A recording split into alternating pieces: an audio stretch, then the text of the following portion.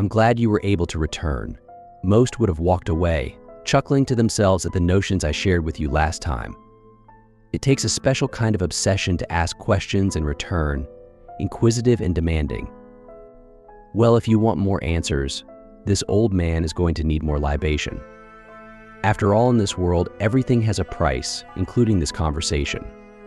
I want your full birth name. Ah, last time. That was advertising. You want my story, I want your name. What I intend to do with it is none of your business. Now to your first question, who am I? I apologize that introductions were overshadowed previously. My name is of little consequence. I am a former trader in the market. I have distant memories of being alive during the first civilization, where I traded to all. I was unscrupulous. I would gouge hard and tear the shirts from their backs if I could. I took more than I gave, and eventually, I was noticed. One evening as I was closing up, I was visited by a blind old woman. She offered to purchase some food and extended a hand holding currency far greater than the value of what she was buying. I didn't even hesitate. I swiped the cash and gave her some rotten fruit. She thanked me and left. I finished closing the stall and took out the coins. Though I did not recognize the markings, gold was gold. It warmed in my hand, burning hotter, but when I went to fling it away, it remained sucked to my palm. The heat intensified until I started to scream, shout, beg, and reason with the coin. The golden disc started to melt, and rivulets of molten gold burned up my arm, scoring channels as they beat a path to my face. It poured into my orifices, mouth, nose, ears, and finally eyes. My mind burned and I knew nothing else. Time passed, though I couldn't tell you how long. I don't know if I was in hell, but if I wasn't, the underworld has some competition. Eventually, pain abated and my mind was capable of cohesive thought. I was now within the market. Looking around, I saw the other stalls and the people manning them. A young woman approached me and helped me to my feet. She told me how the first few minutes can be disorientating. And then she told me where I was.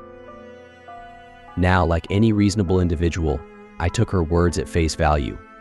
I laughed and said face and spun around searching for the exit. There was none. Turning back, I asked how to get out.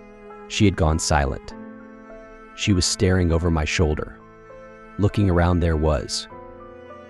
I'm sorry, I have difficulty with this part. But you see, I can tell you what he looked like. But I don't think that was what I was seeing. He was tall, far taller than any other in the market. He had long, stiff robes that gave him a pyramidal quality, raising to a tightly bound collar. I think he was wearing a mask. Well, at least I hope he was wearing a mask. My eyes wouldn't let me focus on his face and sought the ground in self-defense. He glided towards me and leaned in. I felt hot breath on the top of my head as he addressed me. A strong heart, a brilliant mind, sharp eyes. I could feel his gaze move across my body. Some stomach ulcers, early stages of arthritis, and a broken leg at a young age. His voice was refined, educated, and filled with disdain. You will make a fine addition to the market. Now get to work. You have a quota to keep. The entity turned and swept away, disappearing into the deep shadows. I panicked and spun back to the young woman, demanding answers. I begged and offered, but she would only repeat the motto of the market. I heard this time and again over the centuries, and after a while found myself saying it and truly believing it. Ministerium est redemption. It was years before I understood the meaning. It translated to service is redemption. I asked who the entity was. She shrugged. They didn't know, but they all referred to him as the accountant. He was the one to appease here. She told stories of traders who had not made their quotas and were required to fill demand from their own bodies. In the flesh market, one way or another, you didn't stay below quota for long. At this, my mind focused on a single intent. I had a solution now. I would serve the market and earn my redemption.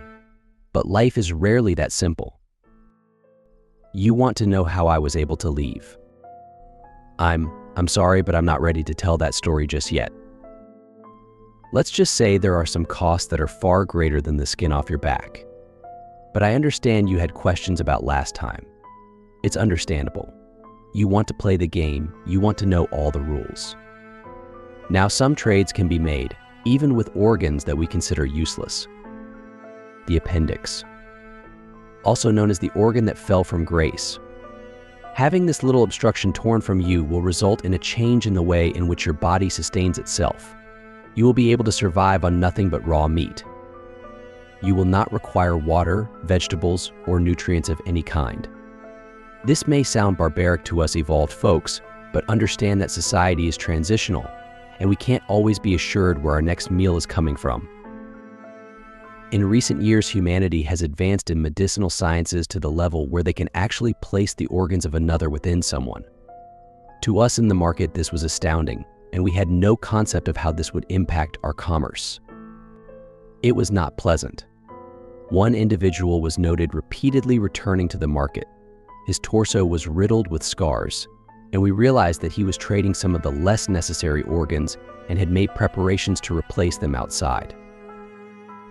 It was after the removal of his bladder for the 4th time that things escalated.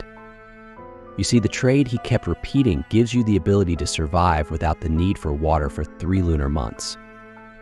The fool had been using it as a demonstration of his skills and was fast becoming a celebrity as some form of holy man. As he offered his bladder again, the accountant exploded out of the shadows. He swept towards the man, wrenched him to the ground, and leaned in close, screaming into his face. Ungrateful, stupid, arrogant, obnoxious little man. You seek to defraud me. Allow me to show you how to turn a profit. His laughter echoed as the poor man was dragged into the shadows. A couple of days later, one of the other traders pointed out that a corner portion of the robe now seemed to have a number of scars burned into it. So it goes without saying, don't do that. Do threats of violence work on us? Do you think that you could rob the market like some convenience store? Do you really think that you are the first to think of that? As long as we fall under his ownership, we are protected. Violence yields no wounds on us, but I assure you that is not a two-way street. Intimidation is pointless, as he is far more so. Let's see, what else is there? Some people sometimes get their trades confused. For instance, there have always been some issues between offering your ears and offering your hearing. Giving up your ears will result in the trader clamping their hands down on the sides of your head. You might want to tense up at this point because I hear the next one stings a bit. The end result is a sense of balance that would make a mountain goat jealous. Not just physically, but mentally as well.